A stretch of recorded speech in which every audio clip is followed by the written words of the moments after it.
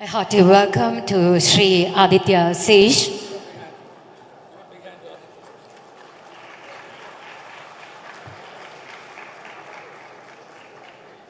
Let's welcome him to the dais with a round of applause. നിറഞ്ഞ കയ്യടികളോടെ അദ്ദേഹത്തെ നമുക്ക് വേദിയിലേക്ക് ആനയിക്കാം. Sri Aditya Sej, our first speaker of the session, is a chartered accountant by training and he has been in fund services for more than 25 years. His experience ranges from onshore to offshore fund administration and he has handled some of the biggest MBS in the world. His entrepreneurial campaign started with Basis Fund Services, where he has created a new segment in investment accounting that caters to the requirements of fund administrators among the top 10. A first in India, he has with his team implemented path-breaking strategies relating to deploying Six Sigma and PERT CPM techniques for the first time in fund accounting industry itself. As a result, today Basis holds a 7% market share in financial reporting for global hedge funds. Basis ranks in the top 25 in global fund administration, in asset servicing, private equity, venture capital, etc. Ladies and gentlemen, let's welcome Sri Aditya Sej. Suprabhatam and Namaskaram to everybody. व्यास मंचासीन सर्व गणमान्य जन मम नमस्कार मम बंधु भगिनीनो नमस्कार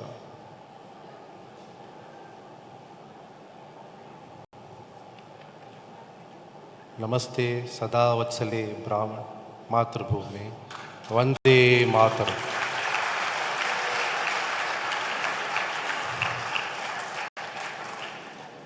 Vande Mataram needs a bigger applause.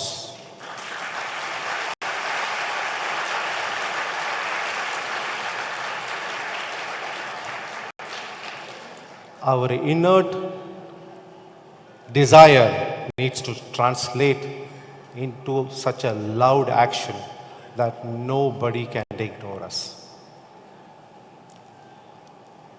It's a privilege and a prestige to be here in front of all of you all. I welcome all the distinguished speakers on the dais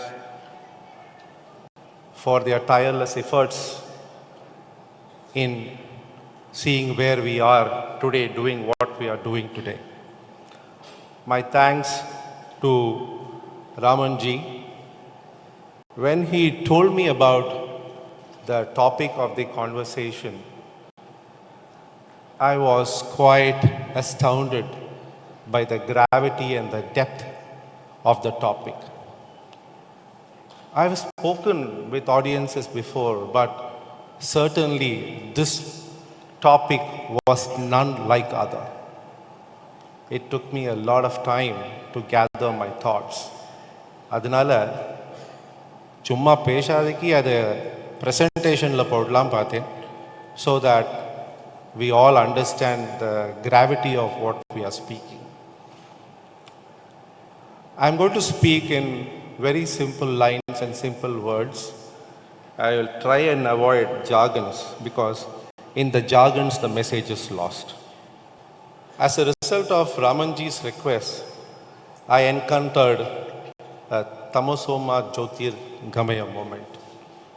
I researched, I read more, and essentially realized that நம்ம என்ன பேசுகிறோமோ அது நமக்குள்ளே இருக்கு. ஆனால் நம்ம அதை பேசினத்தை நம்ம வெளியில் கொண்டு வரலை.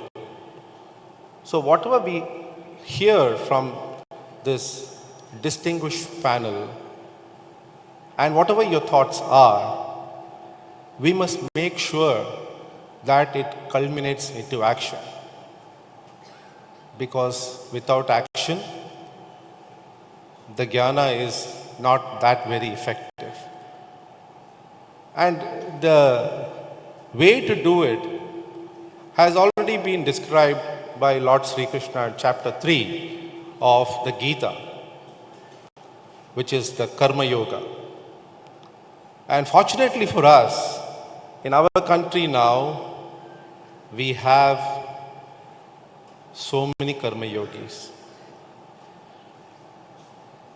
We have Karma Yogis and Karma Yogis, both, besides all the other great leaders.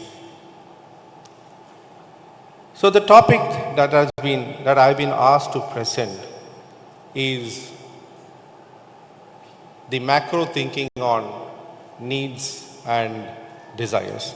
I'll spend a minute or two to explain the difference between needs and desires.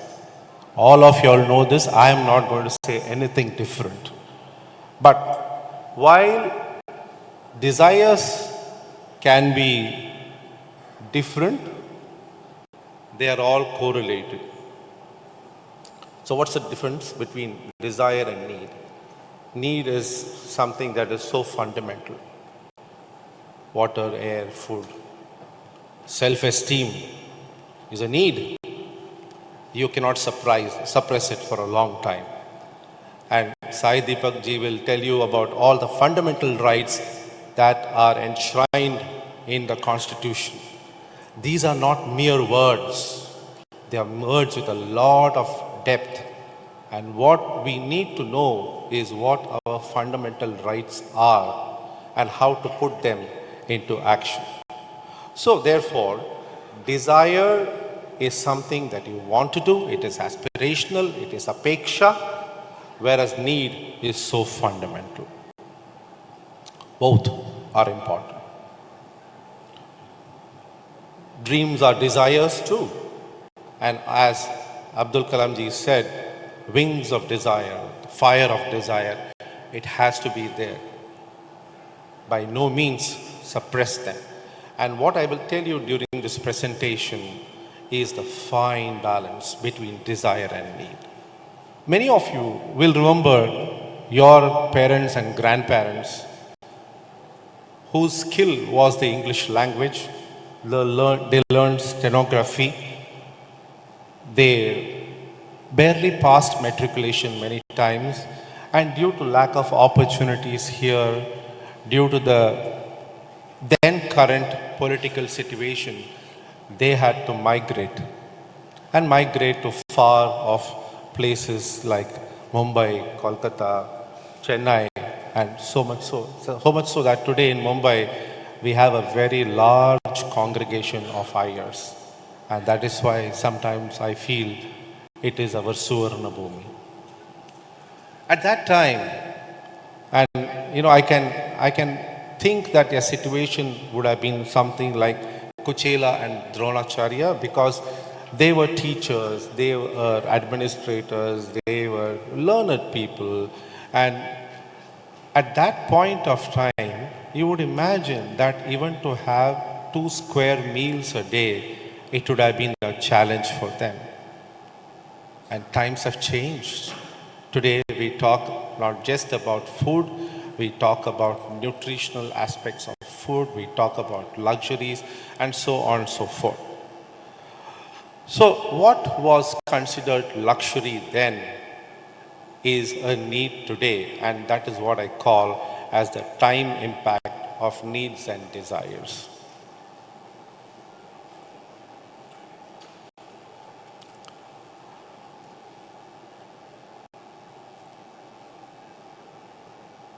So what are we talking about? We are talking about the fine balance between needs and desires and the concept of being santusht.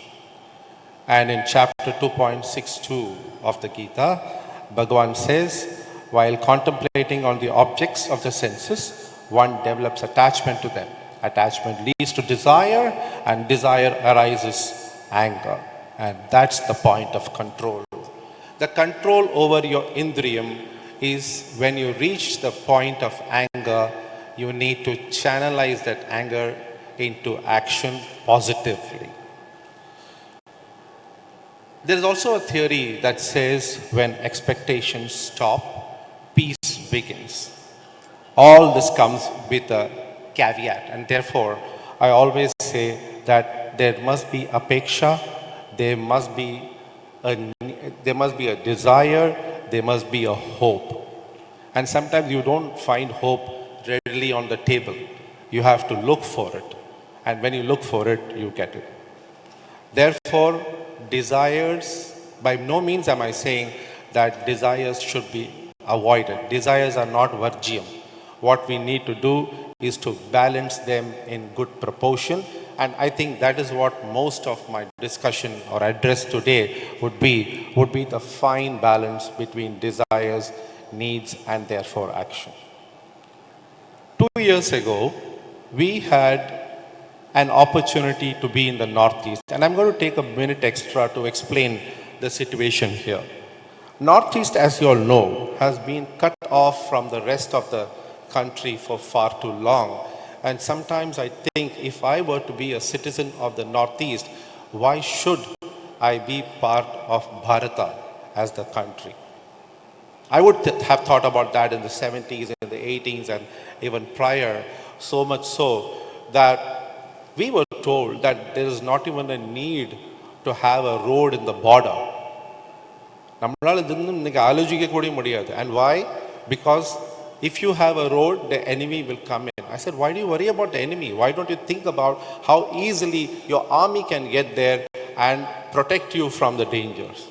So we set on to look at Northeast, and that is when Modi ji said, look east, Northeast. We said we will do one better. We will look east and act Northeast. As we searched for opportunities, we were invited to the state of Tripura. And I'll tell you here how the balance works out. Our desire and their need. When I went to Tripura, I realized that the people were very educated, very high literacy factor. They had degrees, there was good internet, there was good roads, at least in tier 1, tier 2 cities. What they lacked was opportunity. So their desire for a job, and because of this, they had a need for the job, I would say, they had to go off to far off places like Bangalore, Chennai, Mumbai, wherever. And so when we reached that state, we told them that you stay where you are, you live in your culture, live with your parents, and we will bring the job to you. So our desire to do something in Northeast was met by a need for the people of Northeast to look for jobs. And today we have a fairly good representation in the state, which is well appreciated right from the Chief Minister to everybody, because it is what they call as an analytical job, which is often considered to be high-end. And gentlemen and ladies, not just me, I may just be the torch bearer, but all of us need to think about this. The government cannot do everything. It is up to us as individuals, as people from the private sector, to look at investments in the Northeast. And Northeast, by the way, is not one single flavor. It has 7 flavors, as I know. I've seen Sikkim, I've seen Arunachal Pradesh, I've seen Tripura. I need to see more, but I can tell you there are very smart individuals there, people who are educated, who are looking for opportunities. So I urge every business person, every individual in this audience to also look at these northeastern states. So therefore, when desires are met by a need for a common good, can desires be bad? It cannot be. So therefore, we need to balance the desire with the need. Managing desires and the need is continuous. As I said, desires are good. You need to have apeksha. And at the end of the day, one must not forget that dharmasya moolam is artham. Nothing can be done without money. And we should therefore never say that I don't desire for money. You must. The problem arises when the balance goes out of proportion. So money is required for everything, including doing dharma. You can't do charity if you don't have money. So you must balance both the needs and the desires. We all know Punarapi Jananam, Punarapi Maranam. It's a continuous cycle. And you will see that economies also have that phase. The growth, the birth, the growth, the maintenance and the decline. And to understand this, you must go 2100 years ago when our economy was at its peak, then it declined. I will deal with that later. So what I'm trying to tell here is that desires and need undergo a constant transformation. The only thing that is constant is change. I'm not going to give you a historical perspective between desires and wants. And for this, I must take you to pre-7112 AD. What is 7112? That is the first time, if I am right, we had an external aggressor, so to speak, an aggressor who would stay on for a long time. So prior to that, we were what was known as Soneki Chidiya, and country, a civilization that was self-sufficient, that had so much of knowledge. By the way, out of 45 lakh Vedic texts, barely any of them is religion. It is all sciences, it is theory, it is philosophy, it is politics, so on and so forth. So we are a very well-developed society. We had all arms of the society working well, and we were happy and contented. Perhaps the only deficiency I would have felt is that we should have been more careful about our security then. So when we are spending money on security, be it your home security or the country's security, please do not put that on the bottom of the priority. It's at the top of the priority, because unless you are strong from defense, the rest can never be set. And for defense, you need economy. So it all goes together. It's a holistic chain. Then we come to the Mughal rule.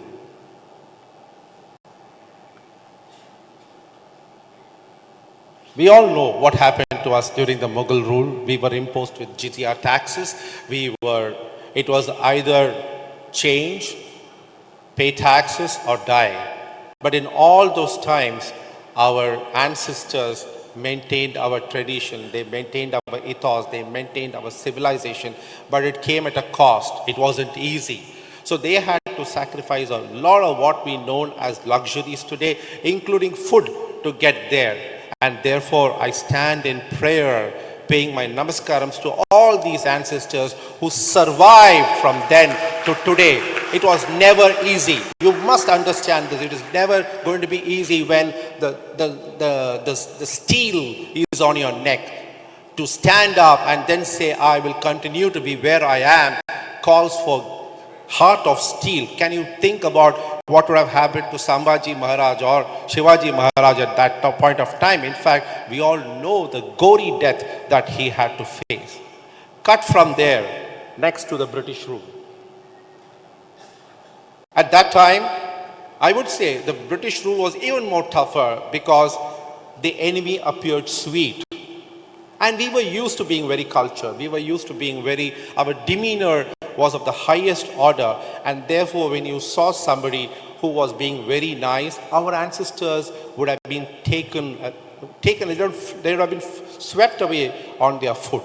But yet some of them saw what happened. They understood what was happening, and they stood their ground. Even that time, and I'm relating everything to food, okay, because food is so very important. Even at that time, there were famines created, there were taxes imposed, your produce was taken away. So in between all that, how would we have managed between our need and luxury? It is very important to think. And at that time, when the British came here in this country, we would have been around 39% of global GDP. Prior to that, even 50% of global GDP. So when we say today that we are 3.5% and odd of the global GDP, I request you all to think that we are still very far away from our original mark. And while we need to be happy that we are where we are today, we need to think that we need to go ahead and just to reach where we were. But of course, now the other countries have also caught up. So the climb will be as harder. But even if it is as harder, if you think you can do it, unnal mudiyum thambi. That's how I see it. Then came the independence period. I say that 1947 हमें सिर्फ स्वराज्य मिला था, स्वतंत्रता नहीं मिली थी. स्वतंत्रता तो अब मिला है. We have got it today. It was then just Swarajya. Swarajyam doesn't mean anything if you are being instructed to do what you have to be doing. That's no Swatantrata. That is just you have been given the opportunity to rule. You are no more than a power of attorney. A power of attorney has restrictions, and Deepak ji will tell you more about that. So at that moment, again, we had so many of our desires curbed. And one desire I will tell you is our need to manage our own temples.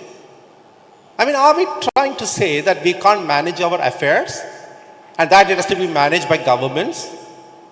I mean, is it so with other communities? Why can't we be managing our stuff? What are we doing here? We got to go, get there and get that rectified. And there are people in that moment. We should go and join them. Your presence, your contribution, your effort and your time without disturbing your profession is all that is needed. And at that time, during the early independence days, if you remember, a lot of us lost our lands. Overnight, we were landless. Overnight, we had nothing to eat. And I remember my father saying that for 6 months, they lived with kuru and kanji. How difficult would have been? It would have been that point of time. And therefore, even eating a normal food, one bowl of rice would have been a luxury at that point of time. It is fortunate that a place like Mumbai then offered opportunities, or Kolkata offered a lot of opportunities, or Delhi offered a lot of opportunities. And many of us here, our ancestors used to live in what was called barsatis. You will confirm that, Sai Deepak ji. A barsati is simply one room on top of the house. That's how difficult it would have been. From there to Bharat today. And then we get into unnecessary debates of India versus Bharat. Bharat is Bharat. Bharat was yesterday, Bharat was today, Bharat will be there tomorrow. No doubts about that. Absolutely no doubts. Never have that doubt in the mind. Go change your visiting cards from India to Bharat. I have done so. Your visiting card should say Bharat if you choose to let yourself known to the world in the brackets India, but not required. Mohan Bhagwat ji said that you state what your country's name is. It is up to the opposite person to understand what is the name of the country, and the time has come now. The time has come now for you to do that. Your country is Bharat. Bharat, that was India.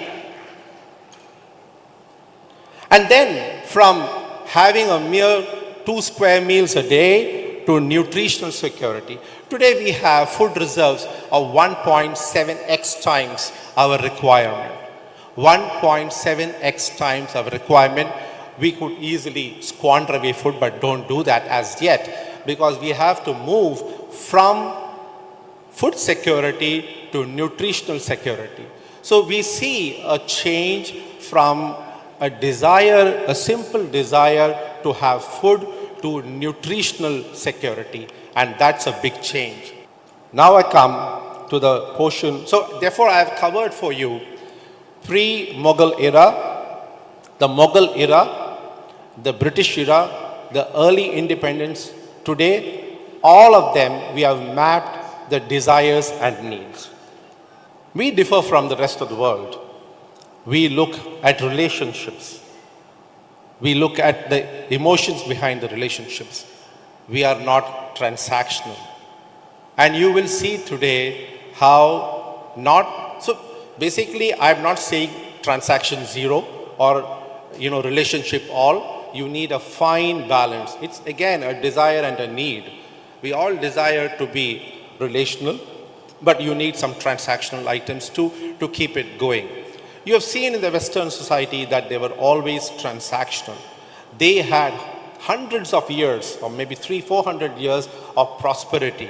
In those 400 years of prosperity, they started talking about ethics, morals, values, but never talked about relationships. They had a transactional civilization. Today, if you travel to those parts of the country, you will understand what I am saying. That very same transactional way of living is bringing about their degradation.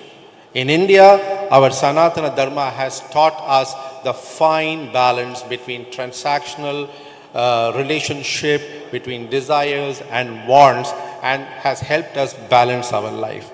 And today you can see thousands of foreigners coming to Art of Living, coming to Satya Sai Baba, coming to Ramdev Baba. You can see a huge following of Hindus in Ukraine. In fact, there are almost about 1.3 billion Caucasian Hindus in Europe who are joining us through our journey. So we must realize what we are doing to the world and how we are attracting people from different parts of the world into our walk of life.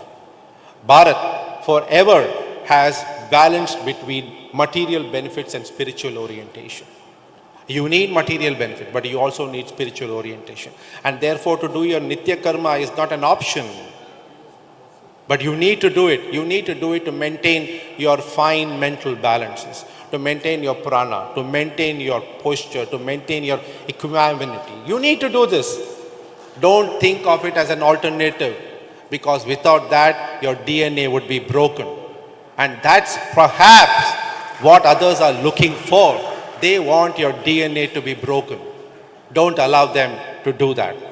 And therefore, Bharat has learned the fine art between balancing material benefits and spiritual orientation. By the way, we all know about the theory of hierarchy as Maslow defined it. Maslow was certainly not the first one. We think he is the first one because we have been told that he is the first one.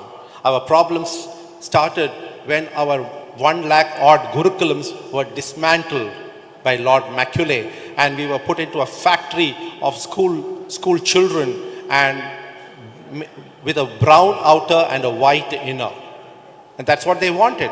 So Maslow was certainly not the first person in the world to define the hierarchical needs and values. So if we go back to our own culture, we had the Varna system, we had the Ashrama system. The Varna system was a fungible system. It was based on your karma and guna. And therefore, if you possess the right kind of karmas and gunas, you could move from one Varna system to another. Wrongly classified as caste, don't take that word.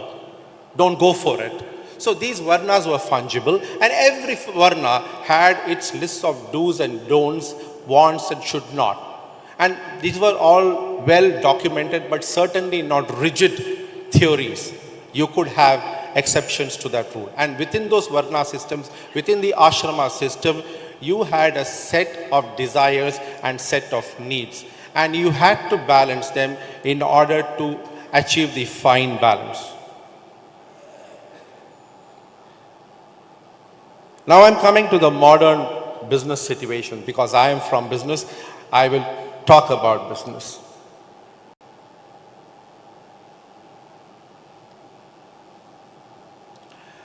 If you go back a little bit in time, our business people, our earlier industrialists had philanthropy and the art of giving within their own life. You can go to the Birlas, the Tatas, and even prior, they would build Veda Patashalas, they would build Patashalas, they would build hospitals, they would build chowtries, and they would build, guest houses everywhere. They knew that life was not all profitability, but you had to do charity. So therefore, when the West tells us the art of giving, the united way, I think we predated all those, and yet we did not know about them. So today, the Indian businesses practice this concept of giving away a portion of their profitability. While profitability is important to shareholders, the need of giving is also equally important. I don't think we need the Sarkar to tell us 2% of the profitability needs to be given. We were giving anyway. But yet, the Sarkar made that decision and we all follow that today. So, we have always been, even our businesses have been balancing the needs with the desire. Agriculture. I'm here to tell you that we must start looking at agriculture not as a profession, but as an industry. I made the statement 3 days ago when I was presenting the first retail agricultural index and the retail vegetable index in front of the national agriculture markets.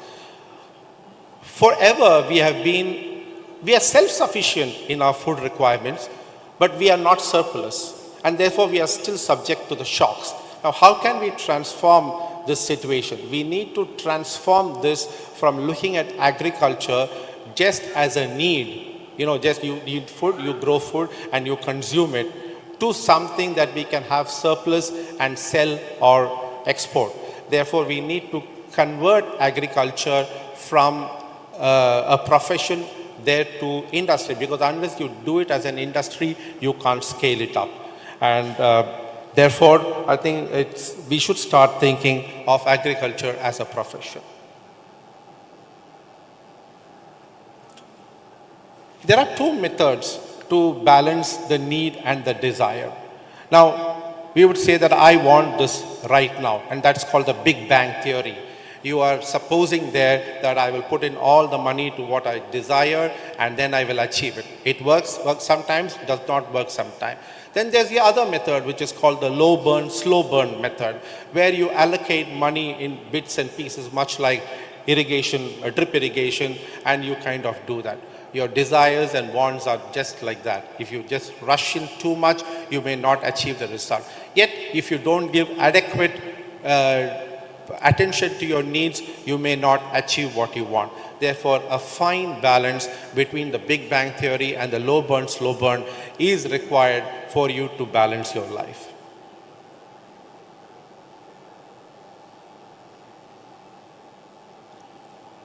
We all talk about sustainability and development today.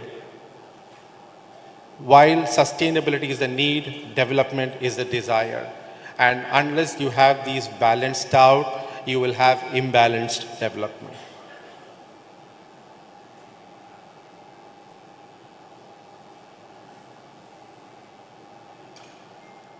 I spoke a little ahead of my first presentation, but as a company, we have been doing all these little things in small ways, doing micro activities, and you can do the same thing too. I will not dwell too much upon that here.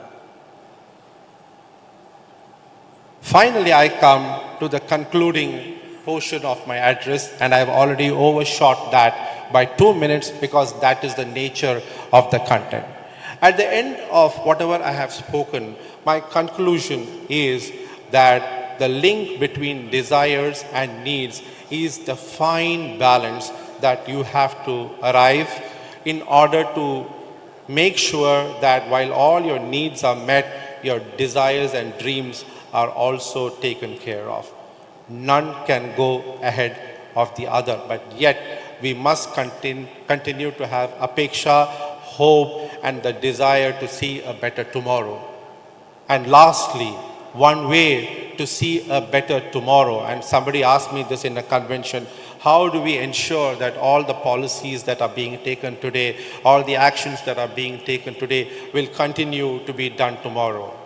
I paused for a moment and said, go and cast your vote. Go and cast your vote with all your conscience. Think about all the good things that have been done to you. Take away the rest. And please don't take a vacation that day. Thank you so much. Vande Mataram. Vande Mataram. Vande Mataram. Vande Mataram. Thank you.